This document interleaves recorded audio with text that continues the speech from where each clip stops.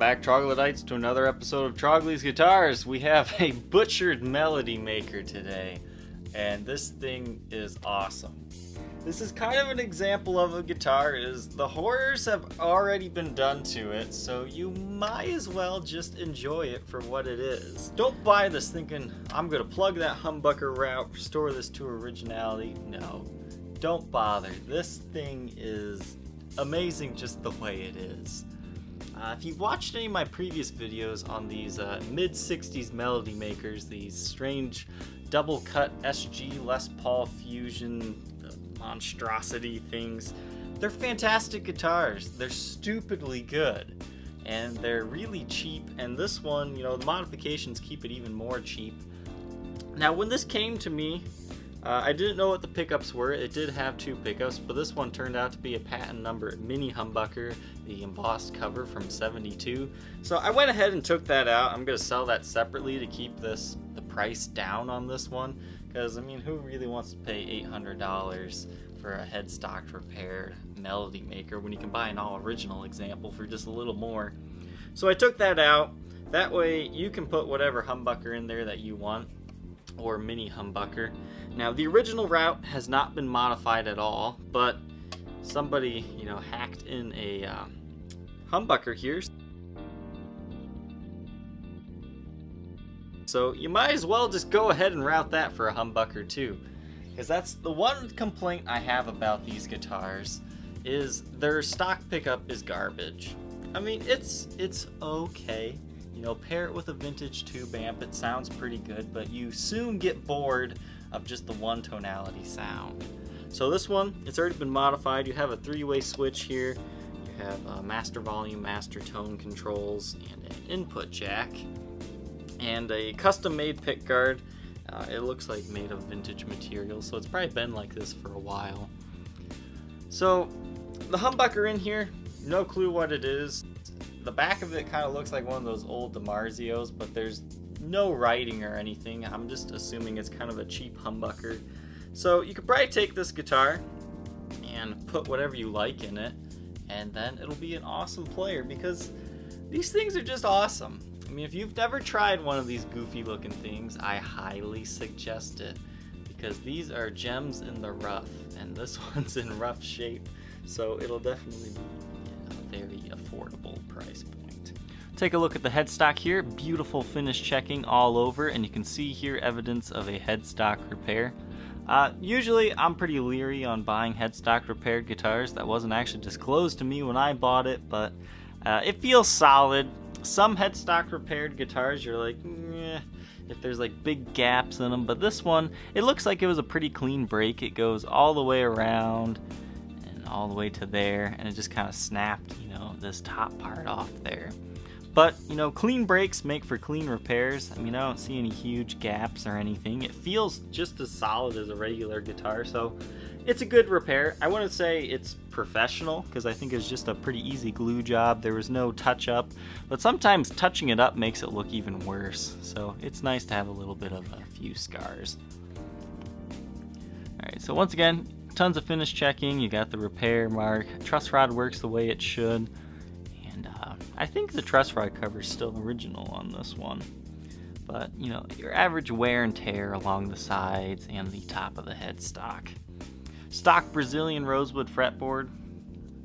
It's the mid-60s when they stopped using Brazilian, so I'm fairly certain this is Brazilian. If not, it's Indian, but I believe that's around 67, 69 when Gibson stopped using that. The frets are in good shape. They do show some light wear and tear. I don't know if you can see that. I do note some buzzing on the E and B strings, kind of on like the 5th and 7th fret.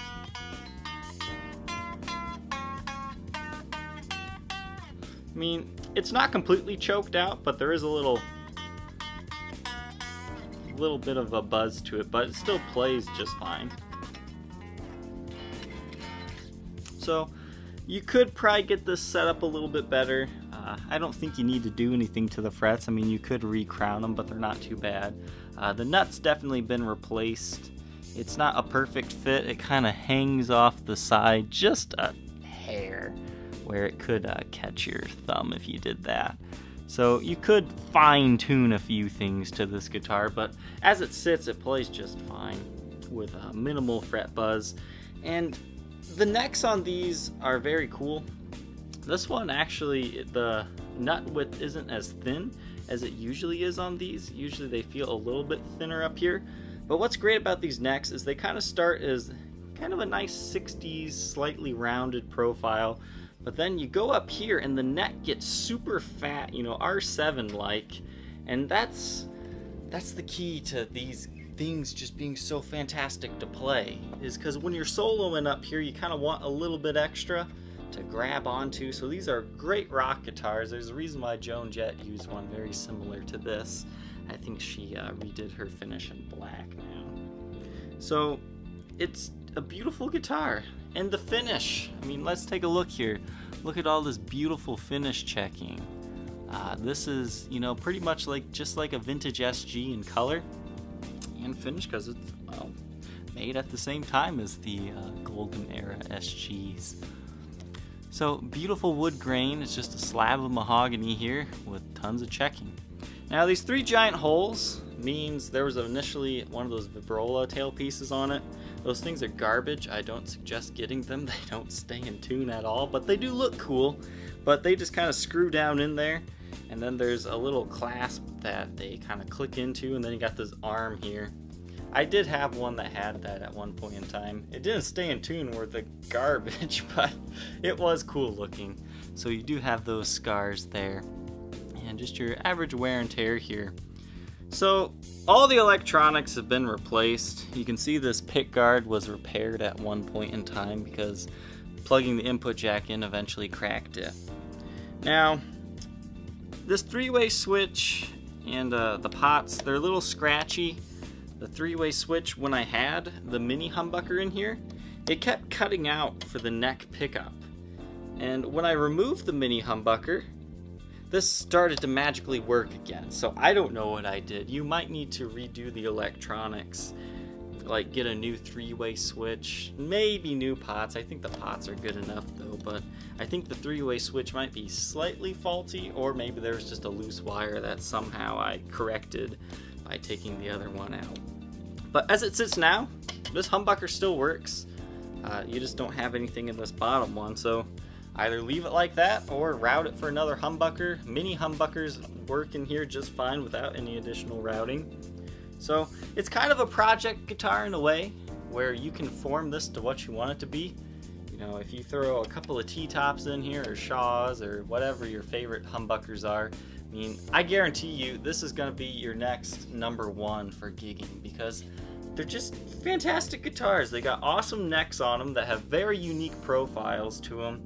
And it's just a slab of vintage mahogany with a nice vintage cherry finish to it. I mean, these are just awesome. I love them.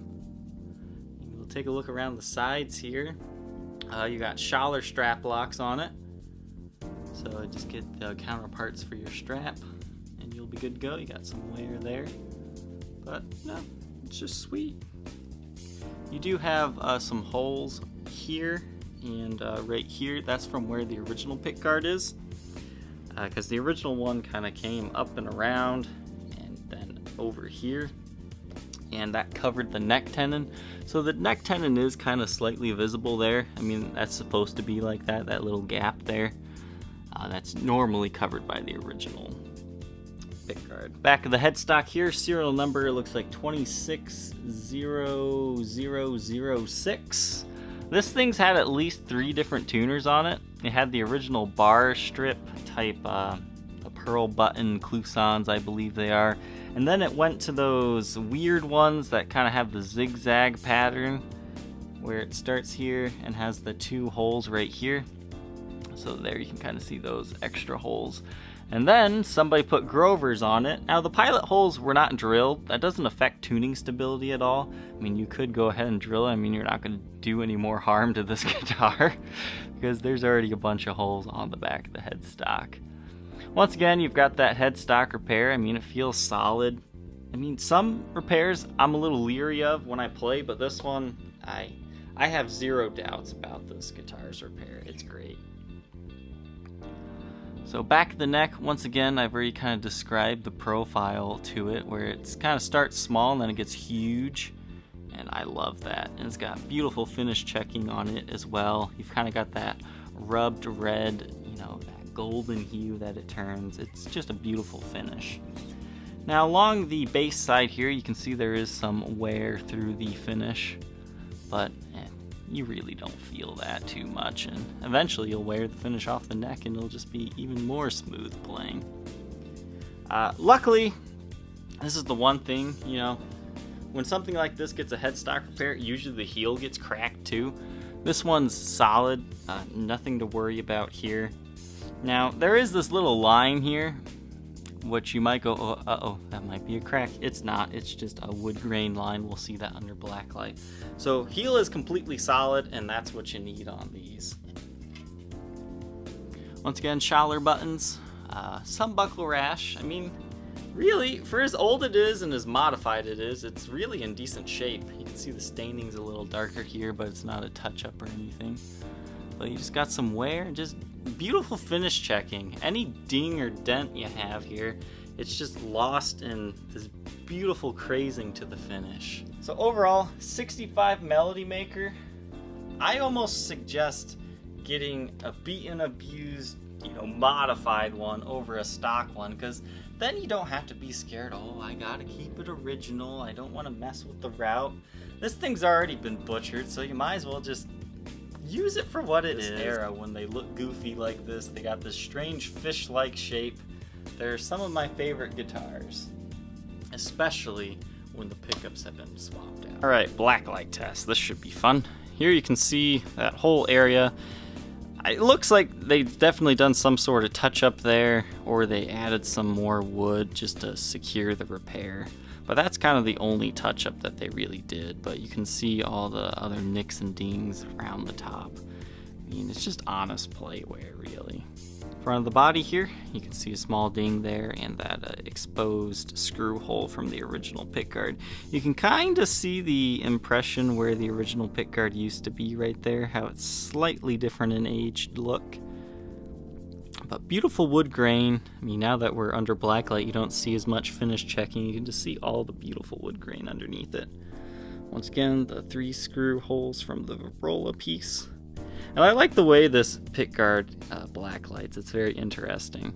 But once again, original route wasn't modified. I would just suggest routing it for another humbucker. You can't do any more damage to this guitar. Everything's been replaced, you know, except for the husk for the most part. Everything's good. Back of the headstock, you can kind of see the wear and evidence of all those other tuners this thing's had. But it looks like somebody finally settled on a pair of, looks like more modern Grovers, but here you can see the repair. How it stretches all the way across there. But it looks like they had, you know, a lot of surface area to glue, so it's actually a very good repair. Back of the neck here, see some more of the finish checking and some of the finish wear, especially on this side as I was talking about earlier. You've got some light nicks and dings in the neck, but nothing, you know, too extraordinary that'll affect play or anything like that though. There we go. Back of the guitar. Once again, everything's looking pretty good on this one. There's that area I was talking about earlier. For whatever reason, it's a little darker. It just hasn't faded as much as the rest of the finish, or is applied a little more thickly. Now we'll take a look at the heel area. Once again, there is that kind of a grain line here, but no repair to the heel. And I don't know, I don't think I've ever really felt a heel repair guitar in person, but I don't know, I've seen some scary photos of heel repairs with chains and whatnot. So I don't know how I feel about a heel repaired guitar. I think I'd be too scared to touch that one, but no, most guitars, once they are repaired, they are stronger than they originally were. The nice thing about these guys is very lightweight, 5 pounds, 13.4 ounces. Melody Maker does come with a case, which is nice because the original cases these things came with were garbage. They were basically just cardboard. So somebody at some point in time upgraded this to a Fender hardshell case. Now usually these giant square ones are giant, but this one's actually kind of a smaller rectangular shape, so it's really not that unwieldy. You've got one locking latch, two locking latch, and a clasp here. Now, there is some wear and tear to the Tolex. I mean, it's not a perfect case. The case does kind of have a smoky pet odor to it. I think you can kind of see some hair in there. I'll sweep it out for you here, but there is a very slight odor to the case and the guitar, but not overwhelming. I hate it when you pick up the guitar and then your hand smells like that for the rest of the day. This isn't one of those situations. You can see this is a G&G, the original vintage case made in USA. So this case obviously is meant for Fenders that don't have an angled headstock like that. So the headstock does kind of touch down. What I'll do to help you with that is I'll pack you a little extra bubble wrap. That'll keep it up and off of it, but the fit's, okay. You can see it once it's in here. The headstock definitely touches down first before the neck, and that's just because the padding here is worn down. So I'll get it up there for you so it'll be perfectly safe. Now, as far as the fit goes, it's not perfect. Obviously, you can see it'll slide around. I mean, it's pretty secure as long as it's down here, but it'll slide around here. So I think once you get that extra bubble wrap here to secure it, it won't slide too much. So all in all, I mean, it's better than the original case, that's for sure, and at least you have something to store it in and carry it around gig to gig. The cleans will be running through a Gibson Super Gold Tone GA30RV. The dirty tones come from a Marshall JMP 1C.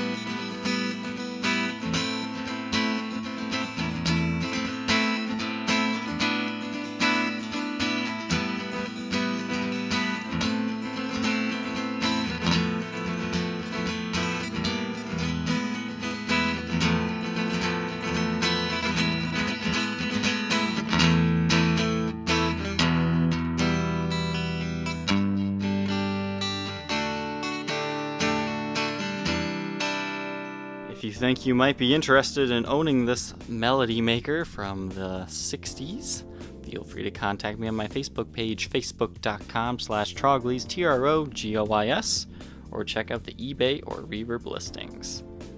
Alright, thank you Troglodytes for tuning in.